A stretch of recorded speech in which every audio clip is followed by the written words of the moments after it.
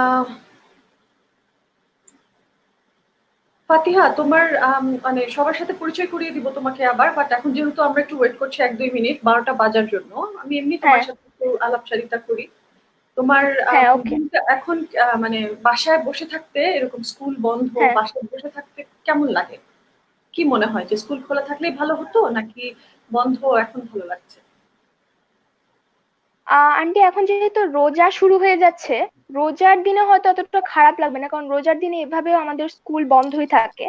Right. কিন্তু এই কয়দিন যে একটা বন্ধ ছিল, ওই সময় একটু খারাপ লেগেছে যে আমি এবার জিএসসি দিব। তো আমার খারাপ লাগতো যে আমরা কি আসলেও কি আমাদের পরীক্ষা হবে এবার, নাকি আমি আবার এইটের ক্লাসটা আবার রিপিট করতে হবে, ও এইভাবে খারাপ লাগতো। আচ্ছা, আচ্ছা। আর আহ, কোথাও বের হতে পারছি না, বাসা অনেক বোর্ড লাগে, হ্যাঁ। হয়তো না, বন্ধুদের আসলে সাথে দেখা এটা হয় এটা না। এটা অনেক বড় একটা অনিশ্চয়তার মধ্যে দিয়ে আমরা যাচ্ছি, যে আমরা যারা স্টুডেন্ট আছি, তোমরা যারা স্টুডেন্ট আছো, আম, বা যারা হ্যাঁ, স্টুডেন্ট হতে যাবে, তোমরা তো একটা ক্লাসে আছো, তোমাদের রিপিট করা সম্ভব না, হ্যাঁ, অথবা আবার কিছু বাবুরা আছে যারা এবার স্কুলে ভর্তি হবে, এটার জন্য ওরা প্রিপারেশন নিয়ে রেখেছিল। তো ওদেরও হ্যাঁ, আরেকটা অনেক তা বড় একটা ওদের পিছিয়ে অনিশ্চয়তা, গেল। যে হ্যাঁ, হ্যাঁ, ওরা স্কুলে ভর্তি হতে পারবে কিনা এবার। সো হ্যাঁ, আচ্ছা, আমরা এবার আমাদের লাইভ শুরু, মানে আমরা ইয়াতে শুরু করে দিই, 12টা বেজে গেছে।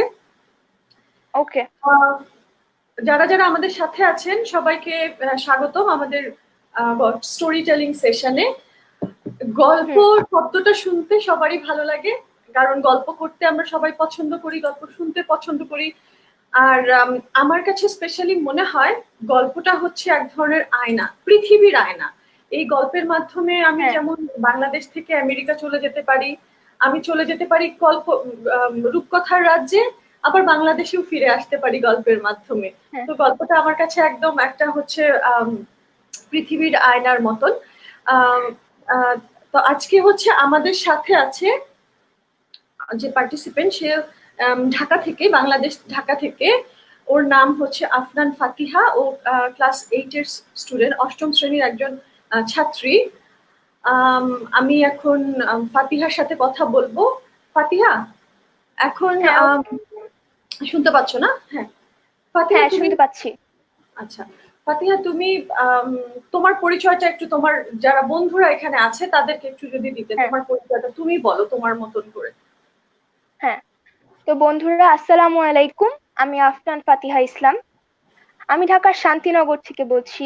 আমি ক্লাস 8-এ পড়ি। তো এই কোয়ারেন্টাইনের দিনগুলোতে তোমাদের একটু আনন্দ দেওয়ার জন্য আজকে আমি আমার একটা গল্প নিয়ে তোমাদের সামনে উপস্থিত হয়েছি। আশা করি তোমাদের এই গল্প শুনতে খুব ভালো লাগবে, এনজয় করবে তোমরা। ইনশাল্লাহ, ইনশাল্লাহ, আমরা আসলে এটার জন্যই বসে ইনশাল্লাহ। আছি। হ্যাঁ, আমরা এখন আম, আমি একটু মেইন গল্পে যাওয়ার আগে আমি একটা জিনিস জানতে চাই, যে ফাতিহা, তুমি কোয়ারেন্টাইনে, আমরা হচ্ছে বাচ্চারা বাসায় নানান ধরনের অ্যাক্টিভিটিস করি, অনেকে হ্যাঁ, গল্প পড়ে, ছবি আঁকে, হ্যাঁ। অনেকের অনেকের এক্সট্রা কারিকুলাম অ্যাক্টিভিটিস থাকে, সেইটা প্র্যাকটিস করে। আমি যতদূর জানি তুমি হচ্ছে কারাচি শিখো, আমি তাই একজন, না? হ্যাঁ, হ্যাঁ, হ্যাঁ, কারাতে শিখি। কারাচি হ্যাঁ। শিখো, মানে মানে খুবই কারাতে নিয়ে আমার, হ্যাঁ, ইম্পর্টেন্ট রোল আছে কারাতে আমার জীবনে। একটা ব্লেসিং কারাতে আমার জন্য। রাইট। তুমি একটু কোনো এক্সপেরিয়েন্স শেয়ার করবে যে তুমি কেন কারাতে শিখলে, হ্যাঁ, এবং এটা হ্যাঁ, থেকে আসলে কি কিভাবে তুমি বেনিফিটেড হয়েছো? হ্যাঁ। ওকে, তো আমি কারাতে হচ্ছে গিয়ে শিখছি মেনলি কারণ আমার বাবা 93 কারাতেতে ব্ল্যাক বেল্ট পেয়েছেন। ও তো বাবার এক্সপিরিয়েন্স থেকেই বাবা আমাকে করানো শুরু করেছেন 2018 সালের জানুয়ারি থেকে। তো আচ্ছা। এখন আমি হচ্ছে গিয়ে গ্রিন বেল্টে আছি। গ্রিন কারাতে করে বেল্ট। আমি অনেক কিছু শিখতে পারি। হ্যাঁ। আচ্ছা, দ্যাটস তো গ্রিন অ্যামেজিং। বেল্ট হচ্ছে গিয়ে থার্ড। হ্যাঁ, third step. Karate black belt না, মানে একদম শুরু থেকে থার্ড স্টেপ হচ্ছে গিয়ে গ্রিন বেল্ট। তো আমি আচ্ছা। এখন ওইটাতে আছি। আর কারাতে করে অনেক কিছু শেখা যাচ্ছে, আমি শিখতে পেরেছি অনেক কিছু, আমি ফিজিক্যালি আর মেন্টালি অনেক ফিট হয়েছি। আর একটা এক্সপিরিয়েন্সও আছে আমার কারাতে নিয়ে। এই গত বছরের মাঝামাঝির দিকে আমার বাবা আর আমি বাইকে করে মানে ফেডারেশনে যাচ্ছিলাম প্র্যাকটিসের জন্যই। আচ্ছা। তো সিএনজির সাথে হঠাৎ আহ একটা ধাক্কা লেগে আমার বাবার একটা অ্যাক্সিডেন্ট হয়। তো বাবার অনেক ক্ষতি হয়, হাতে ভীষণ ক্ষতি হয়, হাতের লিগামেন্ট ছিঁড়ে যায়। কিন্তু আমার আল্লাহর রহমতে কিছু হয়নি। আমি তাও বাবাকে সেফলি এই সিচুয়েশনটা থেকে মানে বাসায় ফিরে আসতে পারছি। মানে সাথে আর কেউ ছিল না, আমি আর বাবাই ছিলাম, তাও যে আমি আসতে পারছি আমার মনে হয় যে আমি কারাতের কারণেই আমি স্ট্রেংথটা পাইছি এবং আমি কনফিডেন্সটা পেয়েছো। আলহামদুলিল্লাহ হ্যাঁ কনফিডেন্সটা আমি পেয়েছি। আর আমি বাবা কিভাবে একটা মানে একটা ভয়ঙ্কর একটা সিচুয়েশন থেকে আনতে পেরেছি, এটার জন্য আমি প্রাউড ফিল করি যে আমি কারাতে করি। হুম হুম। আর না আসলেই কারাতের কারণে আমাদের এখানে অনেক ছোট্ট বন্ধুরা যারা শুনছো, তাদের জন্য এটা হ্যাঁ কিন্তু একটা অনেক একটা হচ্ছে উপদেশমূলকও হতে পারে যে কারাতে আসলে শিখলে হ্যাঁ যে মানুষের মধ্যে একটা কনফিডেন্ট তৈরি হয়, তারপরে হ্যাঁ হচ্ছে একটা মানসিক এক এক ধরনের স্ট্রেংথটা যে আরো একটা ডাবল হয়ে প্রশান্তি যায়, পাওয়া যায়। হ্যাঁ এবং মানসিক প্রশান্তিটা তো আছেই। এই যে তুমি হ্যাঁ কোয়ারেন্টাইনের দিনগুলোতে বাসায় যখন এটা নিয়ে বিজি থাকবে, প্র্যাকটিস করবে, তুমি হয়তো তোমার ওই যে বোর্ডমটা, তুমি যে বলছো যে খুব বোর হয়ে যাও, তখন যদি তুমি কারাটে হ্যাঁ প্র্যাকটিস করো, যেহেতু তোমার বাবাও একজন কারাটে, উনিও ব্ল্যাক হ্যাঁ বেল্টার, so you can practice with him as well, and then তোমার হ্যাঁ টাইমটা অনেক ভালো যায়। তো আচ্ছা, আমি আর বন্ধুদেরকে আর ওয়েট না করে, অনেকে জয়েন করে ফেলেছে। তুমি তোমার কি স্টোরি পড়বে এবং স্টোরিটা তুমি পড়া শুরু করে দাও, আমি তোমাকে ফ্লোরটা দিয়ে দিচ্ছি। ওকে বন্ধুরা, আমরা ফাতিহার গল্পটা শুনে নিই। ওকে। তো বন্ধুরা, আজকে তোমাদেরকে আমি একটা গল্প শোনাবো, সেটা হচ্ছে গিয়ে আমার ক্লাস 8-এর যে পাঠ্য বই তার মধ্যে আমার একটা পছন্দের গল্প, বিভূতিভূষণ বন্দ্যোপাধ্যায়ের লেখা একটি গল্প, পড়ে পাওয়া। আশা করি তোমরা গল্পটা এনজয় করবে। তো গল্পটা শুরু করার আগে বলে নিই যে গল্পের শুরুটাই হচ্ছে গিয়ে কাল বৈশাখীর সময়, মানে গ্রীষ্মকাল বা বৈশাখ মাসে, ওই টাইমটাতে। তো বিভূতিভূষণ বন্দ্যোপাধ্যায় অর্থাৎ লেখক ও তার কিছু বন্ধু বিধু, সিধু, নিধু, তিনু, এই কয়েকজন নিয়েই হচ্ছে গিয়ে গল্পটা। তো কাল বৈশাখীর সময় লেখক ও তার বন্ধুরা দুপুরের বিকট গরমের পর নদীর ঘাটে নাইতে গিয়েছেন। তো তাদের মধ্যে যে বন্ধু বিধু, সে দলের মধ্যে সবচেয়ে বড় ও বুদ্ধিমান। সে হঠাৎ করে কি যেন বলল, সব বন্ধুদেরকে বলল, ওই শোন। তো সব বন্ধুরা কিছু শুনতে বা বুঝতে না পেরে বলল, কি রে? তখন বিধু কিছু সাড়া দিল না, সে আবার বলল, ওই ওই শোন। তখন বাকি বন্ধুরা শুনতে পেয়েছেন যে দূর পশ্চিম আকাশ থেকে ক্ষীণ গুড়গুড় মেঘের আওয়াজ। তো এক বন্ধু নিধু, সে তাচ্ছিল্যের সঙ্গে বলল, ও কিছু না। তো বিধু ধমক দিয়ে বলল, কিছু না মানে? তুই সব বুঝিস কিনা? ওই বৈশাখ মাসে দূর পশ্চিম আকাশ থেকে এরকম ক্ষীণ গুড়গুড় মেঘের আওয়াজের মানে তুই বুঝিস? তখন তারা সবাই বুঝতে পেরেছে আসলে বিধু কি বলতে চাচ্ছে। বিধু বলতে চাচ্ছে যে কালবৈশাখী ঝড় মানেই হচ্ছে আম কুড়ানো। তখনও কিন্তু রোদ গাছপালার মাথায় রয়েছে, দিব্যি রয়েছে। তো সবার মনে এখনো সন্দেহ রয়ে গেল। সবাই বলল, ওই ক্ষীণ গুড়গুড় মেঘের সূত্র ধরে কি এরকম আম কুড়াতে যাওয়াটা কি ঠিক হবে? তো বিধু তাও সব সংশয় দূর করে দিল, যেমন সে চিরকাল ধরে সংশয় দূর করে আসছে। সে বলল সে এখনই আম কুড়াতে যাচ্ছে, যার ইচ্ছা হবে সে তার সাথে যেতে পারে। তো বিধু করলো কি বললো যে অল্পক্ষণ পরেই প্রমাণ হলো যে বিধু তার দলের মধ্যে কতটা বুদ্ধিমান।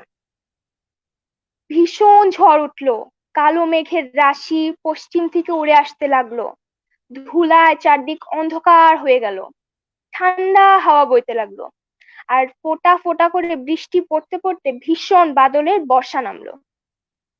বড় বড় গাছপালার ডালে পথ ভরে গেল, আর যে আমতলায় তারা আম কুড়াতে গিয়েছিল ছেলে মেয়েতে পূর্ণ হয়ে গেল। সবাই আম কুড়ালো, আমের ভারে নুয়ে পড়লো একজন। লেখক ও তার বন্ধুরাও যথেষ্ট আম কুড়ালো, আর লেখক আর তার বন্ধুরা যথেষ্ট আম কুড়ালো, এবং লেখক তার এক বন্ধু বাদলের সাথে সন্ধ্যের যে আধো অন্ধকারের মধ্য দিয়ে পথ ডিঙিয়ে চলছিল। কারণ যেহেতু ডালপালায় পথ ভর্তি, তাই কাটা ফুটবার একটা ভয় আছে, তাই তারা পথ ডিঙিয়ে চলছিল। পরে কি করলো, হঠাৎ বাদল কিসের যেন একটা হোঁচট খেয়ে পড়েই গেল। সে সে লেখককে বলল, কি দেখ তোরে জিনিসটা কি? লেখক হাতে তুলে দেখলেন একটা টিনের বাক্স, চাবি বন্ধ। তো বাদল হঠাৎ উত্তেজিত হয়ে বলল, বলল কি, দেখি জিনিসটা। তো লেখক বললেন, দেখ তো, চিনিস? তো বাদল বলল, হ্যাঁ চিনি, ডবল টিনের ক্যাশ বাক্স, টাকা কড়ি রাখে পাড়া গায়ে, তাই না? আর তখন লেখক বলল কি, সোনার গহনাও থাকতে পারে, ভারী দেখছিস কেমন? হ্যাঁ তা তো বটেই, সোনার গহনা আর টাকা কড়ি থাকেই এতে। তারপর টিনের বাক্স হাতে লেখক ও তার বন্ধু তেঁতুল তলায় বসে পড়লেন। তখন বাদল বলল, কেউ কিন্তু জানে না যে আমরা বাক্সটা পেয়েছি। আর তখন লেখক বললেন, কে জানবে, আর তা তো বটেই, কেউ তো জানবে না। তারপর এখন বাদল বলল, কি করা যায় বল? তাই তখন লেখক বলল, আমার মাথায় কিছু আসছে না রে। বাদল বলল, শীতে কেঁপে মরছি, তাড়াতাড়ি বল কি করা যায়। বাসায় কিন্তু নিয়ে যাওয়া যাবে না, বাসায় নিলে সবাইকে টাকার ভাগ দিতে হবে, আমরা দুজনেই শুধু নিব, ঠিক আছে? আর দুজনে খুব সন্দেশ খাবো। লেখককে বাদল বলল, তালা ভাঙি, ইট নিয়ে আসি, ইট নিয়ে এখানে এখন তালাটা ভেঙে ফেলি। তো তখন লেখক হঠাৎ করে বললেন কি, না থাক, তালা ভাঙিস না, একটু ভেবে দেখ, হয়তো কোনো গরিবের, তার কত কষ্ট হচ্ছে আজকে, কষ্টে ঘুম হচ্ছে না রাতে, বাক্সটা তাকে ফিরে দেওয়া উচিত। তো বাদল একটু ভেবে বলল, ফেরত দিবি? তখন লেখক বলল, হ্যাঁ একটু দেবো ভাবছি। তো কি করে জানবি কার বাক্স? তো লেখক বললেন, চল, সে মতলব বের করা যাবে, অধর্ম করা হবে না। তারপর কি হলো, বাক্স ফেরত দেওয়ার কথা মনে পড়তেই তাদের মন এক মুহূর্তের মধ্যে বদলে গেল। তো তাদের যে দল, একটা ছোটখাটো একটা দল, তাদের একটা গুপ্ত মানে একটা সিক্রেট একটা মিটিং বসলো। তো সেই মিটিংটা কার ইয়াতে বসেছিল, তাদের যে দলের যে সবচেয়ে বড় বুদ্ধিমান বিধু, তার নির্দেশ মতো বাদলদের ভাঙা নাট মন্দিরের কোনো একটা মিটিং বসেছিল। তারপর কি হলো, বাক্স ফেরত দিতেই হবে, এটাই ছিল সব বন্ধুদের প্রথম ও শেষ প্রস্তাব। তারা তাই বিধুকে জানিয়ে দিল যে বাক্স ফেরত দেওয়া সম্বন্ধে সবাই একমত। তাই এখন উপায় বের করতে হবে বাক্সের মালিককে খুঁজে বের করার। তো কারো মাথায় কিছু আসে না, এ নিয়ে অনেক কল্পনা জল্পনা হলো। তারপর কি হলো, অবশেষে বিধু একটা আইডিয়া পেল। কি হলো, বিধু বলল কি, মতলব বার করেছি, ঘুড়ির মাপের ঘুড়ির মাপের কয়েকটা কাগজ কেটে নিয়ে আসতে বললো। তো লেখক তো শুরুতেই বলেছেন, যেহেতু বিধু সবচেয়ে বড়, তাই তার আদেশ বা হুকুম অমান্য করার তো কারো সাধ্য নেই। তো ওই মাপের কয়েকটা কাগজ কেটে নিয়ে আসা হলো। বিধু বলল, বাদল লিখবে, লেখ, বাদল তোর হাতের লেখা অনেক ভালো। তো বাদল বলল, কি লিখবো বলো? তো বিধু বলল, লেখো বড় হাতের লেখার মতো, বুঝলি, আমি বলে দিচ্ছি। তো কি লিখবে, আমরা একটি বাক্স কুড়িয়ে পেয়েছি, যার বাক্স তিনি রায়বাড়িতে খোঁজ করুন। তো কি হলো, রায়বাড়িতে খোঁজ করতে বললো, ইতি বিধু সিধু নিধু তিনু। তো বাদল আর লেখক তো খুবই আপত্তি করলো, বললো, বারে, আমরা বাক্সটা কুড়িয়ে পেলাম আর আমাদেরই নাম থাকবে না, এ তো অন্যায়। তো বিধু বলল কি, তাহলে ভালোই তো, সবার নাম লিখো, সবার ভালো নাম লিখো, বড় বড় করে সবার ভালো নাম লিখতে বললো। 3-4 দিন কেটে গেল, কেউ এলো না। 3-4 দিন পরে লেখকদের চণ্ডী মণ্ডপের সামনে একটা কালো মতো একটা রোগা লোক এলো। সে সে লেখক তখন বসে বই পড়ছেন। সে এসে বলল, বাবু, ইদির ভীষণ কার নাম? তখন লেখক বললেন, আমার নাম, কেন, কি চাই? লেখক বললেন, তার নামের বিকৃত উচ্চারণ করায় লেখক তখন চটে গিয়েছেন, বিরক্তি ভাবে বললেন, কিরকম বাক্স? তো ওই লোকটা বললেন, কাঠের বাক্স। লেখক বললেন, না, তুমি যাও। তো তিনি আবার বললেন, না বাবু, কাঠের নয়, টিনের বাক্স। লেখক বললেন, কি রঙের টিন? লোকটা আবার বললেন কি, এই যে কালো। তো লেখক বললেন, না, তুমি যাও। তারপর আবার লোকটা বললেন কি, না বাবু দাঁড়ান, মোর ঠিক মনে হচ্ছে না, এই তো রাঙা মতো। তো লোকটিকে বিধু অনেক রেগে গিয়ে বললেন, না তুমি যাও। লোকটি অপ্রতিভ ভাবে চলে গেলেন। তারপরে এই খবরটা দলের সর্দার মানে সবচেয়ে বড় যে বিধুকে জানালে ও বলে কি, ওর নয় রে, ও এসেছে লোভে পড়ে, ওর মতো আরো কত লোক আসবে। তো 3-4 দিন আরো কেটে গেল। 3-4 দিন পরে বিধুর কাছে একজন লোক আসলো। সে এসে, তার বর্ণনা মিলল না। সে নাকি যাওয়ার সময় বলে গেল যে চৌকিদারকে বলবে, আমাদের দেখে নেবে ইত্যাদি। তো বিধু তাচ্ছিল্যের সঙ্গে বলল, যাও যাও, যা পারো করো গিয়ে, আমরা বাক্স কুড়িয়ে পাইনি। তো বন্ধুরা তারপর কি হলো জানো? তারপর আর কোনো লোক এলো না। তখন বর্ষা নেমে গেল। তারপরে সেবার নদীতে এলো ভীষণ বন্যা। বড় বড় গাছ নদীতে ভেসে যেতে দেখা গেল, দু একটা গরুও দেখা গেল ভেসে যেতে। কি নির্মম না? আর তারপরে অম্বরপুর চরের যে কাপালি মানে তান্ত্রিক যারা, তারা একদম নিরাশ্রয় হয়ে গেলেন। লেখকরা সেবারও দেখে এসেছেন যে তাদের কি সুন্দর পটলের আবাদ, কুমড়োর ক্ষেত, লাউ কুমড়োর মাচা, কোথায় রইলো তাদের পটল কুমড়োর আবাদ, আর কোথায় গেল তাদের বাড়িঘর। সবাই বলতে লাগলো অম্বরপুর চরের কাপালিরা একদম সর্বশান্ত হয়ে গেছে। তো একদিন বিকাল লেখকদের চণ্ডী মণ্ডপের সামনে একটা লোক এলো। তো লেখকের যে বাবা, উনি বসে হাত বাক্স সামনে নিয়ে জমাজমি হিসাব দেখছিলেন। আর লেখক আর তার ভাই তার বাবার কড়া শাসনে বইয়ের পাতা উল্টাচ্ছেন। তেমন সময় একটা লোক হঠাৎ করে এসে বলল, দণ্ডবৎ হই ঠাকুর মশাই। তো লেখকের বাবা বললেন, এসো, কল্যাণ হোক। কোথা থেকে আসা হচ্ছে? তো লোকটা বললেন, আগে অম্বরপুর থেকে, আমরা কাপালি। তো লে- লেখকের বাবা বললেন, বসো, কল্যাণ হোক। কি মনে করে আসা হচ্ছে?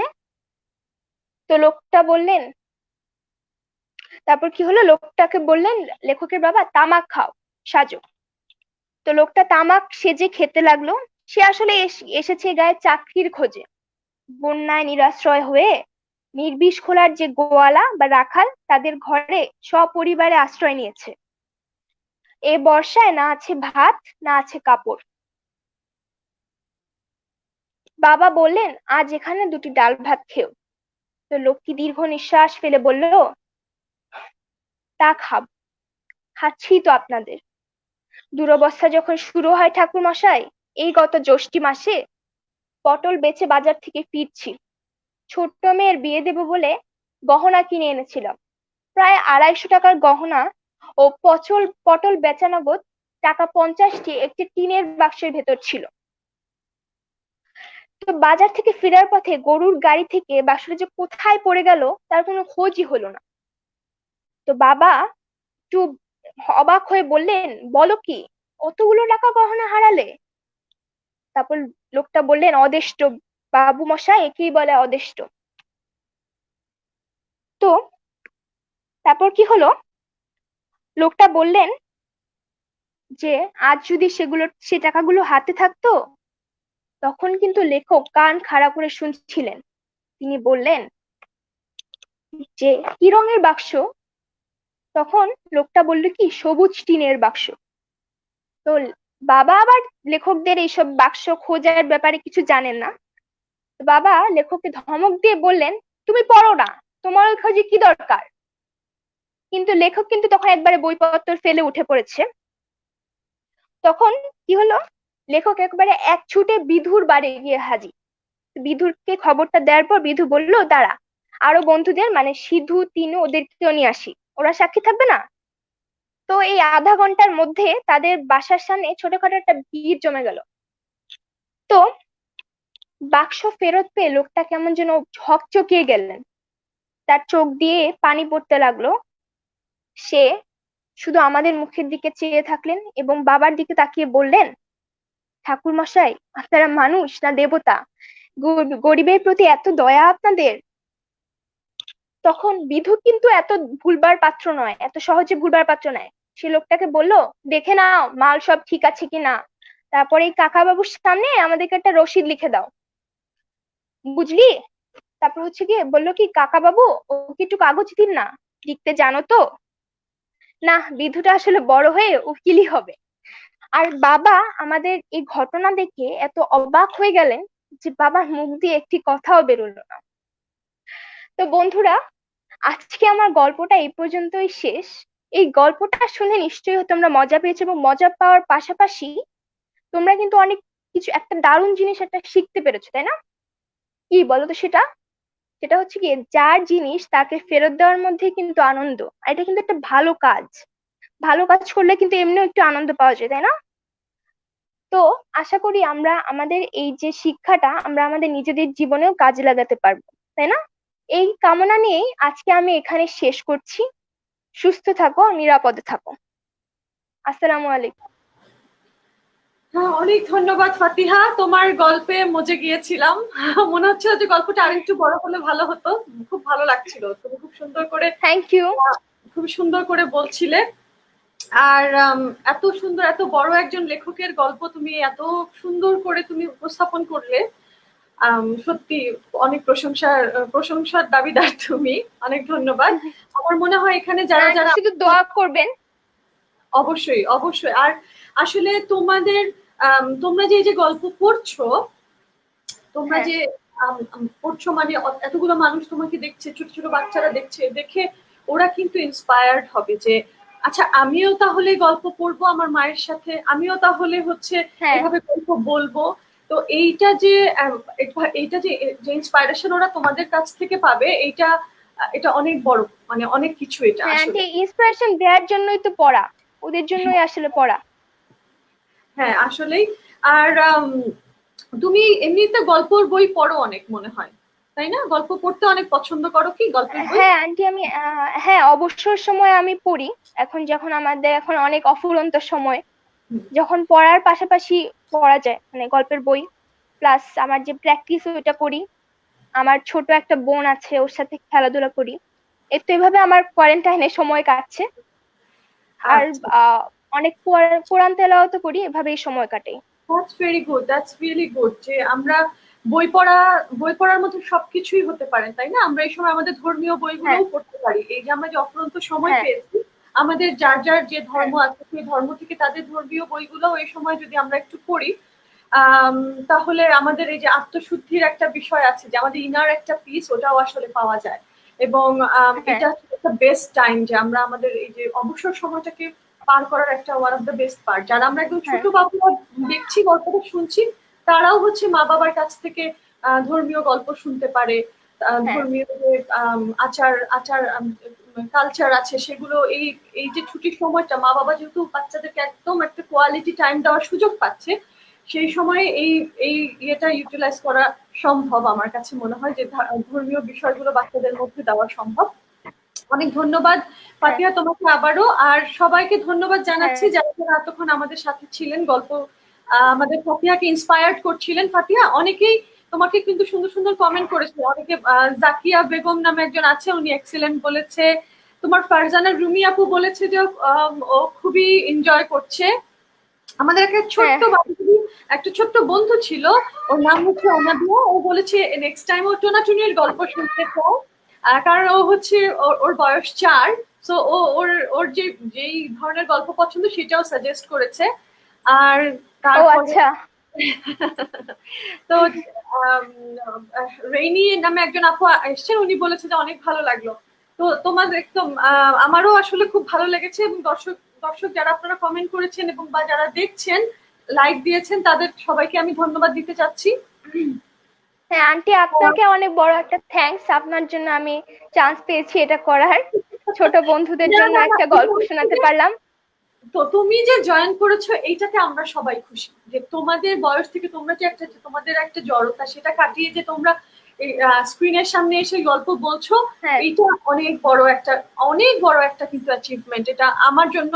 আর হ্যাঁ, তোমার ফারজানা রুমি আন্টি লিখেছে যে তোমার ছোট যে বোনটার কথা তুমি একটু আগে মেনশন করলে, হ্যাঁ, যার হ্যাঁ, সাথে খেলো, ওকে কি আমরা একটু হ্যাঁ, দেখতে হ্যাঁ, পারি কিনা? ও কি আছে হ্যাঁ, তোমার? তাহলে একটু ওয়েট করতে হবে। আচ্ছা, ও আমাদেরকে একটু হ্যালো বলো, ওর সাথে হ্যালো বলে আমরা হচ্ছে বিদায় নেব সবার কাছ থেকে। ওকে, আন্টি বলছে দেখাইতে, দেখে নিয়ে আসি। আমি ধরি।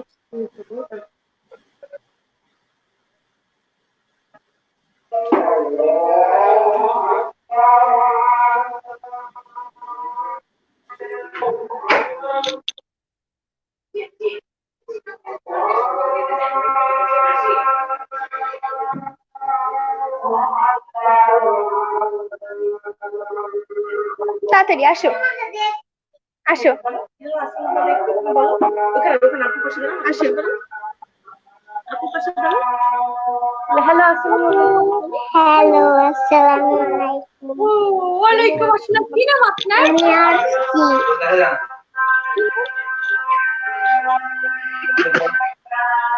আপনার নাম কি? আসসালামু আলাইকুম। তুমি একটু রাইম শুনিয়ে দাও। আমার মা।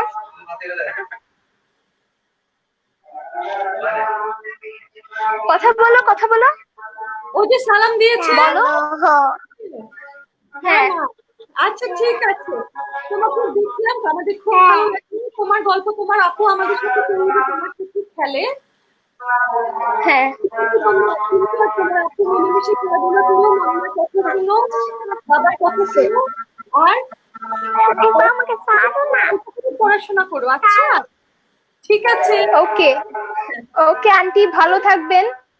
হ্যাঁ সব তোমরা। বন্ধুদেরকে শুভেচ্ছা আমার। ভালো থাকো। আচ্ছা, আল্লাহ হাফেজ। ওকে, আল্লাহ হাফেজ, আসসালামু আলাইকুম। সবাই আমাদের সাথে থাকবেন ইনশাআল্লাহ। আমরা প্রতিদিন 12টার সময় এই স্টোরি টেলিং নিয়ে আসবো সবার সামনে। হ্যাঁ। সবার উপস্থিতি এবং সবার অ্যাটেন্ডেন্স কামনা করছি। ওকে, হ্যাঁ, ইনশাআল্লাহ থাকবো।